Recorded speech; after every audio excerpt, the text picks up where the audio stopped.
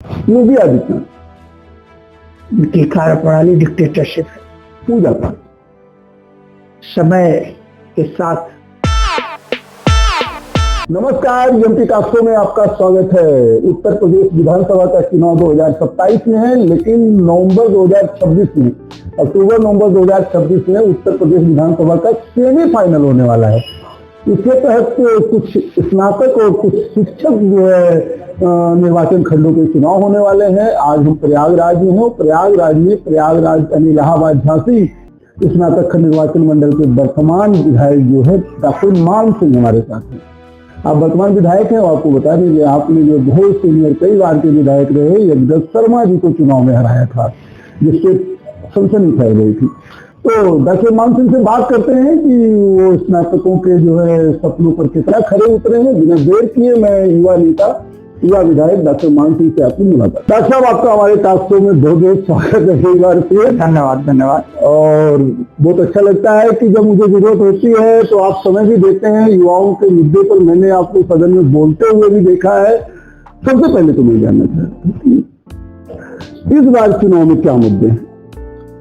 देखिए, चुनाव मुद्दों के आधार पर लड़ा जाएगा और जहां तक मेरा मानना है कि भारतीय जनता पार्टी का सिर्फ एक ही एजेंडा होता है कि कैसे हम जनता का ध्यान मुद्दों से भटका दें। लेकिन इस बार ये इनकी हाड़ी नहीं चढ़ेगा, क्योंकि काठ की हाड़ी बार बार नहीं चढ़ती। मैं इनकी हाड़ी बता रहा हूँ कि इस बार नहीं चढ़ने वाली है। उसका कारण मैं बता दूं कि इन्होंने नौजवान बेरोजगार स्नातकों के साथ बहुत बड़ा धोखा किया है। ज्वलंत उदाहरण मैं बता दूं, राज्य शिक्षा सेवा आयोग का गठन इन्होंने इस मंशा के आधार पर किया कि हम प्राथमिक, माध्यमिक, उच्च, टेक्निकल, अल्पसंख्यक सभी शिक्षकों की भर्ती हम एक बैनर तले राज्य शिक्षा सेवा आयोग से करेंगे। और राज्य शिक्षा सेवा आयोग की उपलब्धि में बता दूं, सितंबर 2024 को कीर्ति पांडे जी का अध्यक्ष के पद पर चुनाव किया जाता है और एक साल बाद सितंबर 2025 को वो इस्तीफा देके चली जाती है।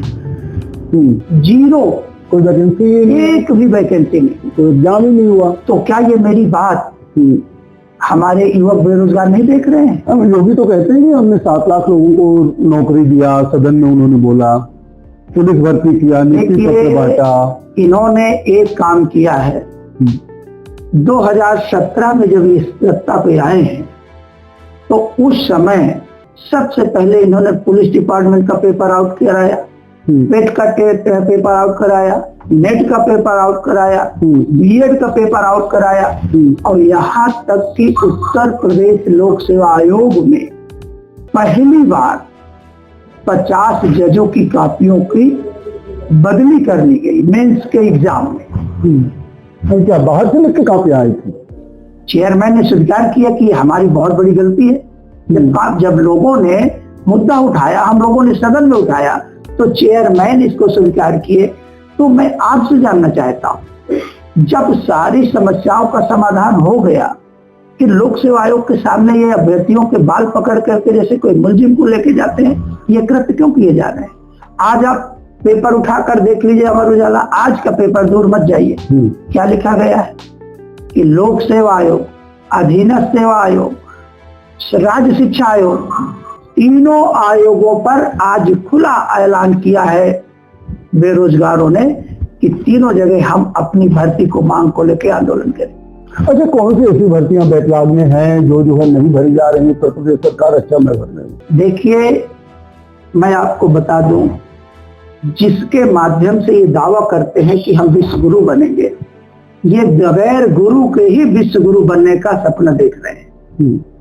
विश्व गुरु में कोई गुरु नहीं रहेगा, ये बगैर गुरु के विश्व गुरु बनने का सपना देख रहे हैं। हवा में लाखों शिक्षकों के प्राथमिक पद रिक्त है। 69,000 शिक्षक भर्ती में जो आरक्षण में डाका डाला गया, 2018 की वैकेंसी थी, आज 2025 लाख होने वाला है। 7 साल से वो लड़के दर दर भटक रहे हैं, आत्महत्या करने पर मजबूर हो रहे हैं। तो आप सिर्फ एसी में बैठ करके फरमान जारी कर दिए कि हम सब बेरोजगारी समाप्त कर दिए, सारा सिस्टम दुरुस्त कर दिए। आपको नहीं लगता नेता जी कि आज बेरोजगार हर घर में मिल रहे हैं, आज परेशान हर घर में मिल रहे हैं, लेकिन ये लोग इतना मुखर क्यों नहीं हो पाते हैं? क्या वजह आप मानते हैं? देखिए, मुखरता होती है डेमोक्रेसी में, तानाशाही में मुखरता नहीं होती। लगता है तानाशाही है 100% अघोषित इमरजेंसी है।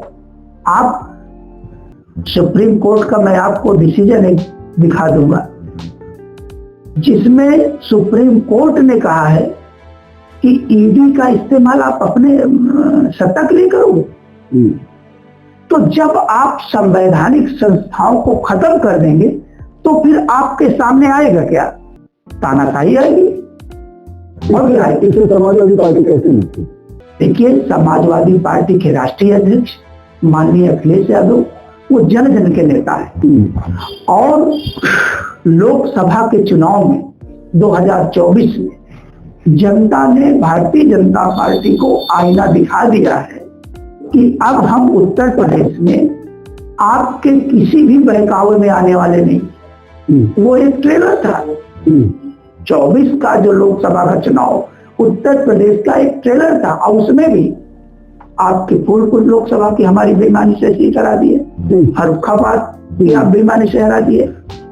तो ऐसा नहीं है, जनता सब देख रही है कि इस बार इनको उत्तर प्रदेश में कहीं से कोई स्थान मिलने वाला नहीं है। 2024 की आप बात कर रहे हैं, 2024 में बिहार में भी जो है इंडिया गठबंधन ने चुनाव सीटें जीती थी लोकसभा की। अभी देखिए, अभी चुनाव हुआ और जो है बुरी तरीके से इंडिया गठबंधन महागठबंधन वहां हार गया। देखिए, यूपी में क्या 2027 में ऐसा नहीं हो पाएगा? देखिए, जो यूपी और बिहार का मैं बेसिकली आपको मैं अंतर बता दूं कि आपने आचार संहिता का खुला उल्लंघन किया। जो आप 10-10 हजार रुपए खाते में भेजे थे, आज वो लोग चौराहे पे आकर के कह रहे हैं कि आप फिर रिकवरी शुरू किए कि आप हमारा 10,000 वापस करिए, तो वो कह रहे हैं कि आप हमारी वोट वापस करिए। आपने वोट पे डकैती डाला है, खुलेआम डकैती। उत्तर प्रदेश में कार्य करने जा रही है। नहीं, उत्तर प्रदेश में इनको अहिंसात्मक तरीके से माननीय अखिलेश यादव जी जवाब देने के लिए पहले से कमर कस गए हैं। मैंने बताया ना कि बिहार का उदाहरण उत्तर प्रदेश में लागू नहीं होगा। यहाँ की जनता जागरूक है, देख रही है इनके कैसे कारनामे, तो वो बात यहाँ नहीं लागू। समाजवादी पार्टी पीडीए की बात करती है, जबकि भारतीय जनता पार्टी इससे चौकन्नी है। उसने जो अपना प्रदेश अध्यक्ष भी पिछले समाज से बना दिया। आपको क्या लगता है, पीडीए जो है, पहले तो बताइए स्नातक चुनाव में कितना काम करेगा, फिर बाद में बताइए कि लोक विधानसभा चुनाव 2027 में क्या असर रहेगा? देखिए, जो स्नातक चुनाव है, मैं बहुत स्पष्ट कर देना चाहता हूँ कि हजारों शिक्षा मित्र आत्महत्या कर चुके हैं इनकी नीतियों के कारण। आज बेरोजगार दर दर भटक रहा है इनकी नीतियों के कारण। तो चाहे वो लोक सेवा आयोग हो, चाहे अधीनस्थ सेवा आयोग हो, चाहे वो राज्य शिक्षा सेवा आयोग, तीनों आयोगों के जो कार्य प्रणाली है वो हर एक बेरोजगार स्नातक उसको देख रहा है, बहुत अच्छी तरीके से देख रहा है। इसलिए मैं आपको दावे के साथ कह रहा हूं कि माननीय अखिलेश यादव जी ने ये वादा किया, 22 के घोषणा पत्र में उन्होंने डाला कि समाजवादी पार्टी की सरकार बनने के बाद जो हम वित्त विहीन शिक्षक हैं उनको एक निश्चित मानदेय देंगे, उनकी सेवा पुस्तिका तैयार करेंगे। 1,76,000 जो शिक्षा मित्र जिनको इन्होंने बाहर कर दिया, कोर्ट के बार बार कहने के बावजूद कि समान कार्य का समान वेतन देना चाहिए, नहीं दे रहे हैं।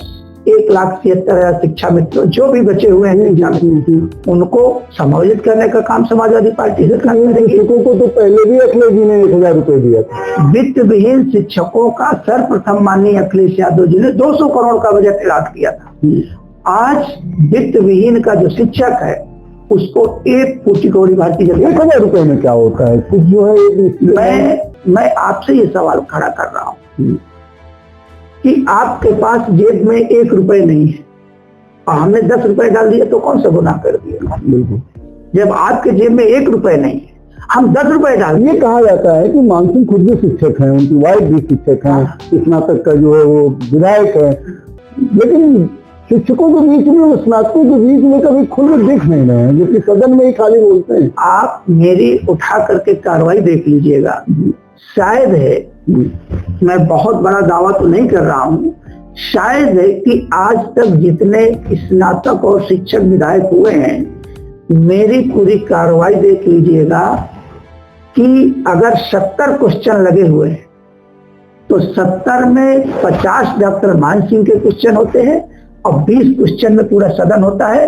हाथ कंगन को आरसी क्या, मैं बुकलेट आपको दे दूंगा, आप खुद उसमें वो हम लोग देखते रहते हैं। तो आप ये बताइए, मैं आपसे सवाल खड़ा कर रहा हूं, जो हमारे आंदोलन होते हैं, अभी 13 पॉइंट रोस्टर को लेकर लखनऊ में पूरा हमने घेराव किया, जो हमारे शिक्षा मित्रों के आंदोलन होते हैं, पुरानी पेंशन को लेकर आंदोलन किया गया, दिल्ली तक में गया, जो दिल्ली में रामलीला मैदान पर आंदोलन हुआ, तो सड़क से सदन तक हम लगातार लड़ाई लड़ रहे हैं।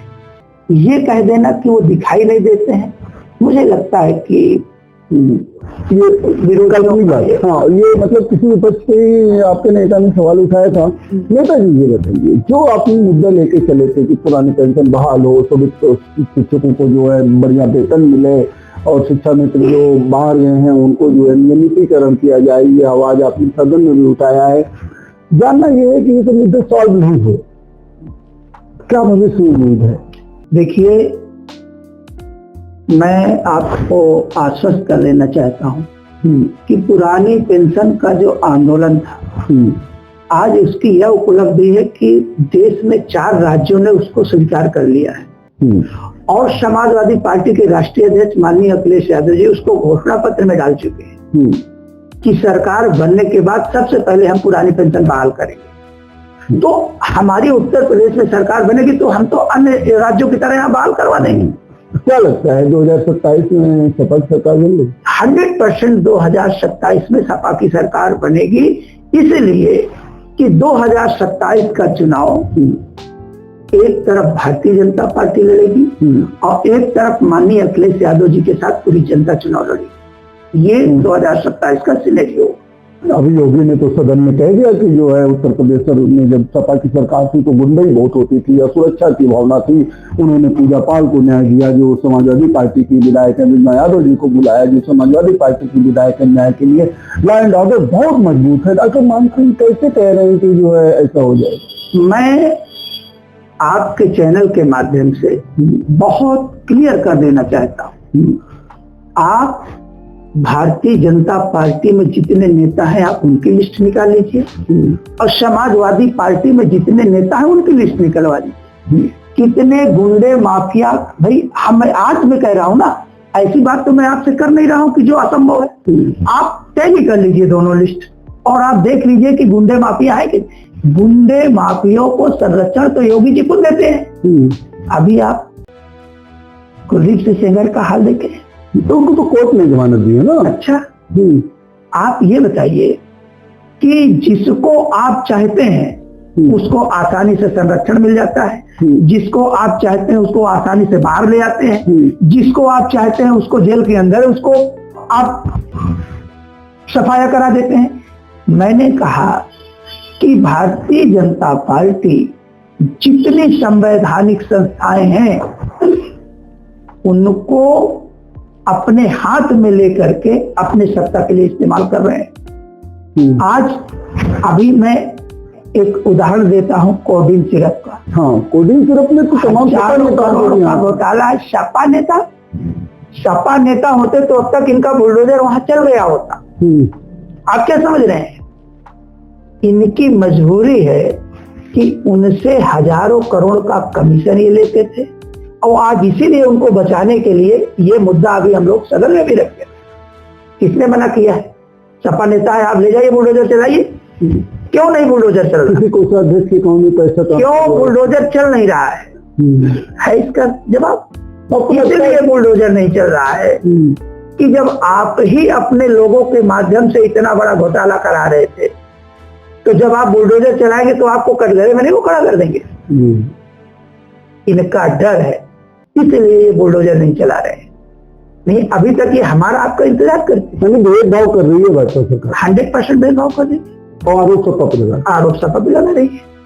तो इस सपा के राष्ट्रीय अध्यक्ष माननीय अखिलेश यादव, उनकी भाषा शैली आप देख लीजिए, उनका लोकतांत्रिक तरीका देख लीजिए।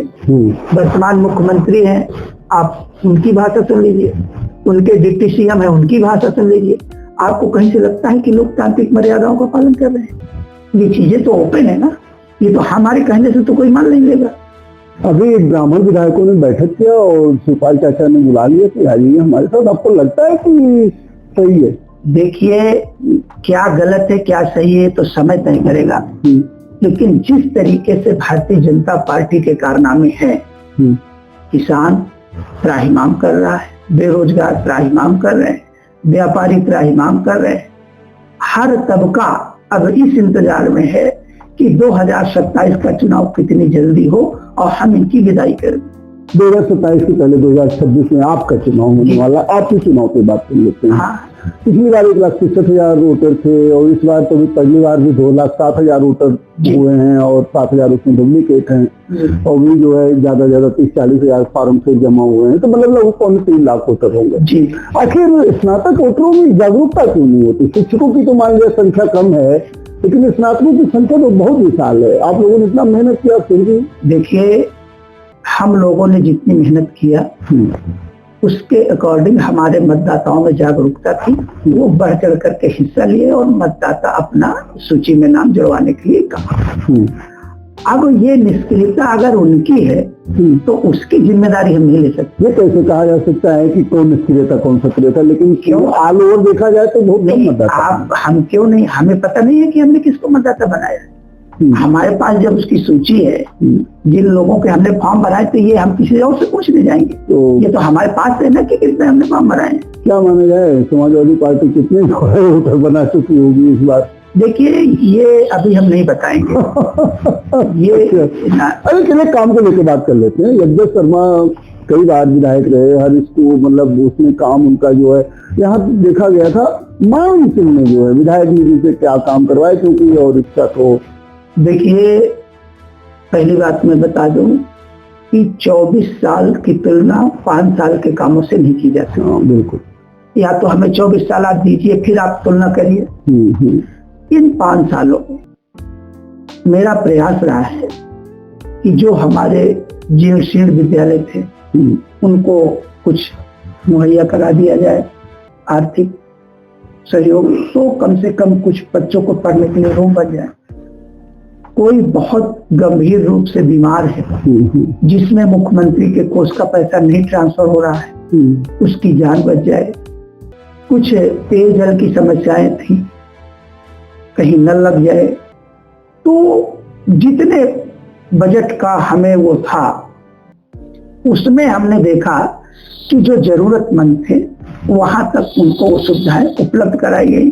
जो 150 मीटर की रोड थी, जहां बहुत दिक्कत थी कि लोग निकल नहीं पा रहे थे, उनको काम करा किया गया। 10 जिले हैं जी। 10 जिलों में एक विधायक जो है कितनी बड़ी चुनौती है सर? 10 जिलों में जो है जाना, काम करना, लोगों को संतुष्ट करना। नहीं, निधि को लेकर चुनौती तो है, इसमें कोई दो राय नहीं। इसलिए जीएसटी, हाँ जीएसटी भी तो औसत एक बार जो निधि अलॉट होती है एक विधानसभा में औसत 5 लाख रुपया, तो ये चुनौती तो रहेगी। लेकिन ये है कि इसके साथ साथ अन्य जनप्रतिनिधि होते हैं, सांसद विधायक, वो भी सहयोग करते हैं, तो भाई उसी बजट में हमें उतना काम करना होता है। मतलब पता नहीं चलता है। हाँ, कुछ लोगों ने तो कहा कि विद्यालयों को 20-20 लाख रुपया तक मान सिंह ने दिया है, जबकि 4-4 लाख रुपया देते तो कई विद्यालयों को मिल जाते हैं। ऐसी कोई बात है क्या? किसी एक विद्यालय का नाम आप बता दीजिए। मतलब ये अफवाह लोग फैलाते हैं। किसी, मैं बता तो रहा हूँ, जो ये बात कह रहे हैं, किसी एक विद्यालय का नाम बता दीजिए कि जिसमें डॉक्टर मान सिंह ने 15-20 लाख रुपए दिया है। ये अफवाहें हैं। अच्छा नेताजी, आपके सामने जो है सुरेश त्रिपाठी जो शिक्षक एमएलसी रहे, कई बार आप पिछली बार जो अभी शिक्षक एमएलसी का चुनाव भी लड़े थे, कुछ श्रीवास्तव हैं और साथ में मलय शर्मा, ये सब संभावित उम्मीदवार है, लेकिन सुरेश त्रिपाठी तो घोषित हैं अपने संघ से। कितनी बड़ी चुनौती मानते हैं? उनका तो बहुत अनुभव रहा है दसों जिले। तो अगर उनका अनुभव रहा है तो उसका लाभ उनको शिक्षक एमएलसी में उठा लेना चाहिए। तो अगर सुरेश त्रिपाठी जी का अनुभव बढ़िया बेहतर था। समाजवादी पार्टी प्रत्याशी को तीसरे नंबर पर तो भेज दिया, नहीं, भले वो दूसरे पर। अब मैं आपको बता दूं, डॉक्टर आप उनका साथ नहीं दे रहे। मैं आपको बता दूं, चोर चोर मौसेरे भाई, ये कहावत सत्य है। ईमानदारी से अगर ये लोग फर्जी वोट नहीं बनाए होते, मैं बता रहा हूँ, ईमानदारी से चुनाव आप करवा लीजिए, समाजवादी पार्टी के इर्द गिर्द कोई प्रत्याशी नहीं रहता, ये मैं आपको दावे के साथ कह सकता हूँ। और उसी का नतीजा है जो आपने कहा कि उनका बेहतर अनुभव रहा है, तो बेहतर अनुभव रहा है तब तो इनको भारतीय जनता पार्टी को हरा देना चाहिए। तो अगर आपका अनुभव बेहतर है, आप भी आरोप लगाते थे कि सरकार बड़ा दबाव डालती है, आपके भी चुनाव में दबाव डाली है, तो ये भी तो हो सकता है कि जब इस चुनाव में सरकार ने इसे दबाव डाला। नहीं तो हमारे ऊपर दबाव डाला है तो हमने तो जीता है चुनाव। अगर दबाव उन्होंने डाला, आपको लगता है कि आक्रामक चुनाव फिर ये भाजपा लड़ेगी इस नाते? जी हाँ, आक्रामक चुनाव वो लड़ेगी। और हमारे साथ जो हमारी सबसे बड़ी ताकत है वो समाजवादी पार्टी के राष्ट्रीय अध्यक्ष जी माननीय अखिलेश यादव जी के जो किए गए काम है, चाहे वो शिक्षा मित्र हो, चाहे वित्त विहीन हो, चाहे बेरोजगार हो, और इसके अलावा जो जनता का विश्वास है। अखिलेश यादव जी ने 10 साल पहले काम किया था, अब तो जो 10 साल का कार्यकाल बीत रहा है, भारतीय जनता पार्टी का भी बीत रहा है। मैं जानना चाहता हूँ वो काम कितना किसी को याद होगा, और आगे 2026 में जब आप चुनाव लड़ने जा रहे हैं तो आपके क्या मुद्दे रहेंगे? देखिए, मैं पहले ही बता चुका हूँ कि यह चुनाव मुद्दों के आधार पर लड़ा जाएगा। जब आप यूपी में 10 साल का कार्यकाल पूरा कर चुके हैं और आयोग को आप वहीं खड़ा कर दिए हैं जहां से एक भी भर्ती नहीं हो पाई है, तो ये सवाल जनता का है, ये मुद्दा जनता का है।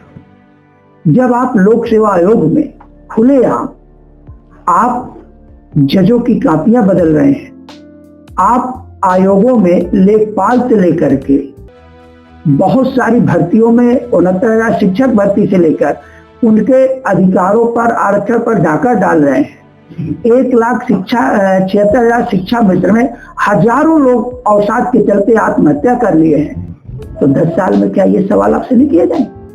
10 साल में अगर आप पुरानी पेंशन हल किए होते, शिक्षा मित्र की त्रासदी पर ध्यान दिए होते, आयोगों पर नियमित भर्ती करने के लिए ध्यान दिए होते, आरक्षण के साथ इस तरह भेदभाव नहीं किए होते, तो क्या 10 साल में जनता आपसे ये सवाल नहीं करेगी? आपको सत्ता में क्या इसलिए लाया गया है कि आप शिक्षा मित्र, हमारा जो शिक्षक है, आत्महत्या करे? क्या इसलिए लाया गया कि आप आरक्षण की धज्जियां उड़ाएं? क्या इसलिए लाया गया है कि 69,000 शिक्षक भर्ती के अभ्यर्थी दर दर भटके? क्या इसलिए लाया गया है कि बेरोजगारों को आप बाल पकड़ करके एक जैसे कोई बहुत बड़ा अपराधी हो उस तरह आप ले जा रहे हैं? क्या इस तरह ले आया गया है कि आप जो है खुलेआम जो बलात्कारी हैं उनके लिए आपके मंत्री बोल रहे हैं कि मजाक उड़ा रहे हैं कि पीड़िता का घर वहां है क्या? आपके जो बेलगाम हो गए हैं मंत्री, जो जनतंत्र को नहीं मानते हैं, लोकतंत्र को नहीं मानते हैं, उनकी भाषा पहले आप देख लीजिए कि बहन बेटियों के बारे में क्या उनके अल्फाज हैं, कोई सुन सकता है? अभी मैं सीरीज अगर शुरू करूं बिहार से लेकर के यूपी के 2 मिनिस्टर, नाम मैं नहीं लूंगा, क्या बच्चियों के बारे में कहें? क्या ये भाषा लोकतंत्र की मर्यादा? मैं डॉक्टर संजय जी साहब खास के ऊपर आता हूँ, 2-3 सवाल और मेरे हैं, ज्यादा नहीं है, समय नहीं लूंगा। मेरा ये कहने का मतलब है कि जिस तरीके से 2027 की चुनाव की तैयारी समाजवादी पार्टी इंडिया गठबंधन कर रही है और जिस तरीके से भाजपा कर रही है, पीडीए का नाम सपा देती है, भारतीय जनता पार्टी में चाहे वो चौधरी जयंत हों, चाहे वो जो है निषाद पार्टी के डॉक्टर संजय निषाद हों, चाहे वो पी राजभर हों भारतीय सुहेलदेव समाज पार्टी के, या फिर जो है अपना दल यश के अनुप्रिया पटेल, इन लोगों का तो एक बड़ा गठबंधन है, पीडीए का एक बड़ा गठबंधन है। तो आपको नहीं लगता कि पीडीए का बड़ा हिस्सा तो आज भी भाजपा के साथ? देखिए, आप लगातार, मैं 5-6 मंत्रियों का आपको मैं क्लिप दे दूंगा, आप भी एकांत पे बैठ के सुनिएगा। खुलेआम उन्होंने कहा कि हमारी नहीं चल रही। ये तो पब्लिक में भी बोला है, पब्लिक में बोला है ना। आप गठबंधन के हिस्सा, इसकी क्या जरूरत पड़ गई? इसका मतलब आपको यूज किया गया है, आपको एक जाति के नाम पर वोट लेने के लिए बैठा दिया गया है, लेकिन आपकी चल नहीं रही। आपको मंत्री बना दिया गया है, लेकिन आपकी हैसियत एक विधायक की भी नहीं है। तो अगर हम मंत्री बना करके और सारे उसके पावर अधिकार छीन लें तो उसकी वेदना क्या होगी। वही जनता के बीच में बोल रहे हैं कि हम मंत्री जरूर है लेकिन हमारी चल नहीं रही है, तो जनता अब चलने वालों को ले आई 2027 में। जी हाँ, विश्वास है डॉक्टर मान सिंह? विश्वास नहीं है, जनता के माध्यम से मुझे विश्वास है। जनता के बीच में जब मैं जाता हूँ तो वो ये बात आप तो संगठन में भी बहुत काम करते हैं और देखा गया है कि तमाम लोग आपसे संपर्क भी करते हैं। प्रत्याशी चयन में अगली बार समाजवादी पार्टी के क्या रुख होने वाला है? प्रभावित तो आप भी करते हैं? नहीं, ये बात मुझे लगता है उचित इसलिए नहीं होगी कि प्रत्याशी चयन में सर्वाधिकार शीर्ष नेतृत्व माननीय अखिलेश यादव जी और कमेटी का है। हाँ, ये जरूर है कि इस बार माननीय जी की जो इच्छा है कि जो जनता के बीच में लगातार बने हुए हैं, उनका दुख दर्द समझते हैं, उनके साथ खड़े रहते हैं, ऐसे प्रत्याशी को इस बार हम कैंडिडेट के लिए अलाउ करें। जैसे कि बिहार में महागठबंधन से कांग्रेस कह रही थी कि अपना मुख्यमंत्री का प्रत्याशी मत घोषित करिए। भारतीय जनता पार्टी ने लास्ट तक नीतीश कुमार को अपना प्रत्याशी नहीं घोषित किया था। क्या आपको लगता है कि उत्तर प्रदेश में भी 2027 में जो चुनाव होगा तो मुख्यमंत्री पद का प्रत्याशी घोषित होगा, चेहरा होगा? देखिए, उत्तर प्रदेश में मुख्यमंत्री के लेकर के कोई कंट्रोवर्सी नहीं है। समाजवादी पार्टी के राष्ट्रीय अध्यक्ष माननीय अखिलेश यादव ये उत्तर प्रदेश के चीफ मिनिस्टर के चेहरा हैं और रहेंगे। बिल्कुल आगे माननीय अखिलेश यादव जी के जो विकास कार्य है और मैं समझता हूं कि एक माइलस्टोन वर्ल्ड में उसको सराहा गया है, देश में नहीं वर्ल्ड में सराहा गया है कि आप कैसा सिग्नेचर भवन बना दिए हैं लखनऊ में, जो विश्व लेवल में उसकी सराहना होती है। आपने कैसा एक्सप्रेसवे बना दिया है जो आज तक उत्तर प्रदेश नहीं देश में उसकी नकल नहीं हो पाई है, जो माननीय अखिलेश यादव जी ने बनाया। हाईटेक गेट भी उतरा एक्सप्रेसवे पर। आप 100 डायल लॉन्च किए, खाना आपके घर चलकर आता है, आप उसका बाद में डिजिट चेंज कर देते हैं, 112 कर देते हैं। आप केवल किसी के किए हुए कार्यों में अपना लेबल लगा सकते हैं। बाकी माननीय अखिलेश यादव जी की जो योजनाएं थी, चाहे वो 100 डायल हो, चाहे 108 एम्बुलेंस हो, चाहे वो मेट्रो लखनऊ की हो, चाहे एक्सप्रेसवे हो, चाहे सिग्नेचर भवन हो, चाहे इंटरनेशनल स्टेडियम हो, उनके कार्यों की तुलना की ही नहीं जा सकती।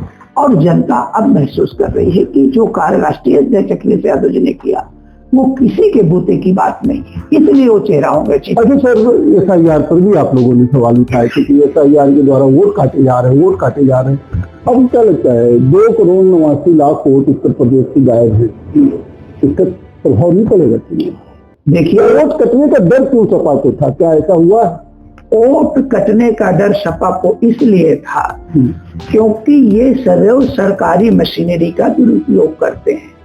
उदाहरण के लिए, जिस कैंडिडेट का नाम 2003 के मतदाता सूची में होना चाहिए 70% आपने उनको ऑप्शन 3 में डाल दिया, जबकि जिसका नाम 2003 के मतदाता सूची में बाप बेटे का है उसका ऑप्शन 1 होना चाहिए, जिसके बाप का है बेटे का नहीं उसका ऑप्शन 2 में होना चाहिए। आपने क्या किया, आपने उठा करके सारे नामों को थर्ड सूची में डाल दिया। क्यों? क्योंकि आप नोटिस देंगे, जब आपको उस नोटिस का जवाब या कहीं कोई बेचारा अपने रोजगार के लिए बाहर चला जाएगा, समय पर नहीं दे पाया, आपको मौका मिल जाएगा, आप उसके वोट काट देंगे। तो माननीय अखिलेश यादव जी ने कहा ये तो NRC है, SIR कहा है, भाई आधार कार्ड आप मान नहीं रहे हो। जब आधार कार्ड नहीं मान रहे हो और आप उसकी जड़ खोद रहे हो कि हम इसका परदादा खोजेंगे कहाँ का है, तो ये NRC है। तो SIR जो हो गया है, क्या इससे जो है किसको नुकसान होगा? देखिए, अखिलेश जी ने कहा भाजपा को नुकसान हो रहा है। देखिए, अभी माननीय अखिलेश यादव जी के जो SIR प्रहरी है, PDA प्रहरी जो बनाए गए, मैं आभार व्यक्त करूंगा माननीय राष्ट्रीय अध्यक्ष जी की तरफ से कि हमारे पार्टी के जितने लोग थे, कार्यकर्ता, SIR प्रहरी, सभी लोग वो मुस्तैदी के साथ बूथों पे लगे रहे और भारतीय जनता पार्टी को यह एहसास हो गया कि यह बिहार नहीं है, उत्तर प्रदेश है। यहाँ माननीय अखिलेश यादव जी के जो चाहने वाले हैं, जो जनता का जो एक उनके प्रति लगाव है, रुझान है, वो अलग तरीके का है। तो इसलिए इनकी दाल यहाँ नहीं गलने वाली। चलिए, ये क्या कहते हैं कि आप सरकार पर चुनाव में धांधली का आरोप भी आपने कई बार लगाया है, क्या लगता है सरकार चुनाव को प्रभावित करेगी इस बार? देखिए, हम आरोप नहीं लगा रहे हैं, हम तो प्रमाण दे रहे हैं। हरियाणा में आपने एक नजीर देखा है? क्या था? एक ही घर में बहुत ढेर सारे। हाँ, अच्छा, वो मेयर के चुनाव में दोबारा जीत गया। मेयर के चुनाव में वो धांधली कर रहे थे और उसकी क्लिप बन। अच्छा, वो सुप्रीम कोर्ट ने कहा कि इतना ज्यादा नहीं, वो देख के काट रहे थे, देख के कैमरे की तरफ काट रहे। ये क्या था? ये था क्या? ये है भारतीय जनता पार्टी का नाम। जहां इनको मौका मिलता है वहां डकैती डालने से ये नहीं चूकते। ये तो कहिए सुप्रीम कोर्ट और ये सारी चीजें इनकी पोल समय समय पर खोलते रहे, फिर भी कोर्ट पर सवाल उठाती है सपा, या सपा नहीं, तमाम लोग सवाल उठाते हैं। देखिए कि कोर्ट ने गलत फैसला दिया। देखिए देखिए, एक बात मैं बता दूं, बलात्कारी को माला पहनाना ये कोई भी सभ्य समाज स्वीकार नहीं करेगा। ये कोई भी सभ्य समाज स्वीकार नहीं करेगा। जिस तरीके से जेल के गेट के बाहर, तो उनके विधायक के सपोर्टर रहे होंगे, तो उसके लिए भाजपा क्यों जिम्मेदार होगी? जिस तरीके से जेल के बाहर ये भारतीय जनता पार्टी के लोग माला फूल डाल रहे थे, ये जनता देख रही थी। आप विधायक का सपोर्टर कह सकते हैं, लेकिन जो वहां चेहरे थे वो छिपे नहीं है। भारतीय जनता पार्टी के लोग उनको माला पहना रहे थे। अच्छा सर, एक सवाल और है मेरा। पिछली बार आपने इस नाते चुनाव जीता था, तहलका मचा दिया था, वरिष्ठ नेता भारतीय जनता पार्टी अजय शर्मा को हराया था। इस बार चुनाव के नतीजे, पिछली बार चुनाव के नतीजे से बेहतर रहेंगे क्या? देखिए, मुझे आशा ही नहीं, पूर्ण विश्वास है कि जो स्नातक बेरोजगार हैं, जो वित्तविहीन शिक्षक हैं, जो आपके शिक्षा मित्र हैं, जो आपकी आंगनबाड़ी हैं, जो आपके अनुदेशक हैं, जो 69,000 शिक्षक भर्ती के प्रताड़ित लोग हैं, जो लोक सेवा आयोग में आए दिन ये आंदोलन बेरोजगार दे रहे हैं, इन सब लोगों ने मन बना लिया है कि हमें इस आतताई सरकार को अब कोई भी चुनाव नहीं जीतने देना है। और आप देख लीजिएगा, यही जनता, हमारी ताकत हम नहीं है, हमारी ताकत यही बेरोजगार, स्नातक बेरोजगार, शिक्षक, कर्मचारी, यही सब लोग बढ़ चढ़ करके चुनाव में हिस्सा लिए हैं और भारतीय जनता पार्टी को किशोर स्टार जमा दिए थे। चलिए विधायक जी, एक हमारा फायर राउंड होगा और उसमें मैं कुछ एक आध नेताओं का नाम लूंगा, एक एक लाइन का जवाब जो समझ में आएगा दे दीजिएगा जल्दी से, और फिर आपका समय जो है समाप्त करते हैं। ब्रजेश पाठक, बड़बोलापन, ओपी राजभर, मानसिक संतुलन ठीक नहीं रहता, आशीष पटेल, एक प्रकार से सत्ता को लेकर के उनकी चुप्पी सब कुछ बयां कर देती है, आकाश आनंद, अभी बहुत कुछ सीखने की जरूरत है, माता प्रसाद पांडे, हमारे वरिष्ठ नेता हैं और समाजवादी विचारधारा से, पूजा पाठ, समय के साथ उनका परिवर्तन रूपी स्वभाव जनता देगी, सुरेश त्रिपाठी, पिछला चुनाव लड़ करके उन्होंने जो अपना अनुभव था वो बयां कर चुके हैं, लेकिन अब ट्रैक बदल रहे हैं, वो जनता ये भी देख रही है। अखिलेश यादव, एक लोकप्रिय जन नेता, योगी आदित्यनाथ, उनकी कार्य प्रणाली डिक्टेटरशिप है, पंकज चौधरी, कई बार के सांसद रहे, मंत्री रहे, उनको प्रदेश की जिम्मेदारी दी गई है और जो प्रदेश के लेवल पर थे बिहार के, उनको राष्ट्र की जिम्मेदारी दी गई है। ये उनके कद का एहसास दिलाया गया है। अच्छा सर, सबसे सफल एमएलसी शिक्षक, सबसे सफल एमएलसी स्नातक क्षेत्र में आज तक आप किसको मानते हैं इलाहाबाद झांसी खंड के? देखिए, ये तो तुलना करना ठीक नहीं है। सभी लोगों ने अपनी अपनी जगह पर काम ठीक किया है और इसका मूल्यांकन जनता कर। सबसे सफल मुख्यमंत्री आपके माननीय अखिलेश यादव। चलिए विधायक जी, अब अंत में जो है पब्लिक से या स्नातक के जो मतदाता उनसे क्या अपील करना चाहते? मैं सभी मतदाताओं से एक ही अपील करना चाहूंगा कि यह चुनाव स्नातक एमएलसी का मुद्दों के आधार पर लड़ा जाएगा और मुद्दे वही रहेंगे: पुरानी पेंशन, शिक्षा मित्र, वित्तविहीन शिक्षक, स्नातक बेरोजगार, अधीनस्थ सेवा आयोग, लोक सेवा आयोग, राज्य शिक्षा सेवा आयोग और मेरे कर्मचारी। चलिए सर, आपने अपना बहुमूल्य समय दिया, इसके लिए आपको बहुत बहुत धन्यवाद। Thank you. जैसा कि आपने देखा, हमारे साथ इलाहाबाद झांसी स्नातक खंड से जो है विधायक डॉक्टर मान सिंह यादव थे। आपका कहना है कि भारतीय जनता पार्टी सरकार तानाशाही कर रही है, बेरोजगारी इतनी चरम पर है। शिक्षा चयन आयोग बना लेकिन आज तक कोई भी वैकेंसी नहीं आई और कोई भी भर्तियां नहीं हुई है। आज बेरोजगार बहुत परेशान है और वित्तविहीन शिक्षक, सभी पोषित शिक्षक और साथ में जो शिक्षा मित्र भी परेशान है। और 2026 में स्नातक चुनाव में तो बदलाव करेंगे, जीत दिलाएंगे ही, साथ ही 2027 विधानसभा चुनाव समाजवादी पार्टी पूर्ण बहुमत से जीत कर सरकार बनाएगी, भाजपा सरकार को हटा देगी। आगे फिर मैं डॉक्टर मान सिंह से आपकी मुलाकात कराऊंगा। देखते रहिए एमपी टॉक शो। बहुत बहुत धन्यवाद। बहुत बहुत